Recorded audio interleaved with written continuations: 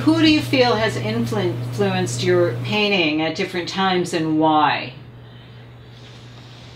Who influenced my painting? And why? All right. And what does that mean? That's a good question.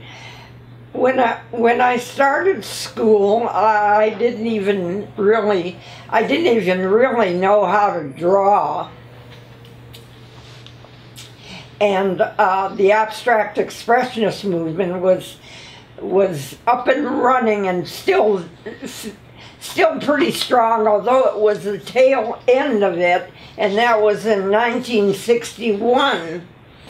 And so naturally, I fell right into abstract expressionism. You didn't have to know how to draw. You didn't have to know anything. So it was completely natural for me to start that way. And actually, now I'm looking back on it, I believe that since it was the only movement in painting native to America, I probably had the emotions for it and had the feeling for it, especially since I had just gotten out of the service myself, felt a great relief at that kind of freedom. And so the abstract expressionism was perfect for me. And actually, I really never stopped being an abstract expressionist, although I've had various influences, and having a thorough grounding in art history, I naturally have borrowed from every period of art, and you'll find it in my painting if you look for it. So what periods, for instance, would you say you have been I think my painting from? is influenced by geometric abstraction, even by cubism, and definitely by I would go as far as to say impressionism, because it's very loose and fast and facile, and I'm interested in only catching the moments of feeling as they pass through me on any given time of any given day. And so it's a very spontaneous kind of thing. And you asked about influences. I can pin down certain artists as having been influenced by them, and some from a philosophical point of view. Who? Name a few. Magritte. There's something intriguing to me, and always has been, about the inferences of his objective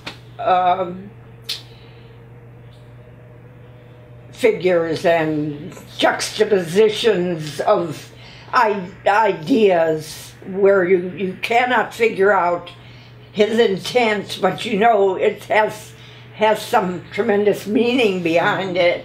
So philosophically, I'm influenced by Magritte, and Milton Resnick, who's the great abstract expressionist, came to Iowa when I was in graduate school, and I studied with him one summer, and his absolute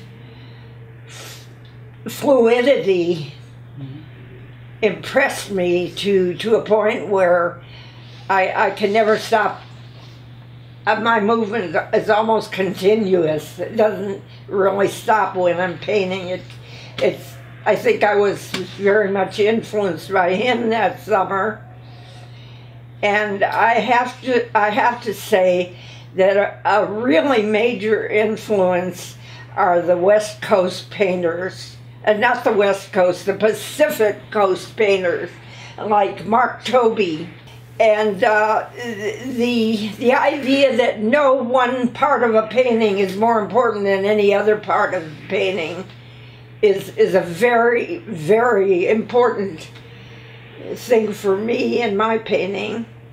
And and Larry Poon's, whose work I first saw in the 60s. Mm-hmm. In the 60s, Larry Poon's work, I physically reacted to his work when I first saw it. What about it? First of all, it had that Pacific Coast feeling where it was like a floating world, mm-hmm. and nothing was stationary in it. Mm-hmm. And his work somehow got to me, and I was the impression that I had of seeing his painting, and it was only a reproduction in a magazine, that made me have a strong desire to go on painting. And then the fact that I finally got to meet him and be in his class was almost too much for me. And that is not because I wanted to paint like him. It was because his work moved me so much. And now that was from the early 60s on, and it remains with me to this day.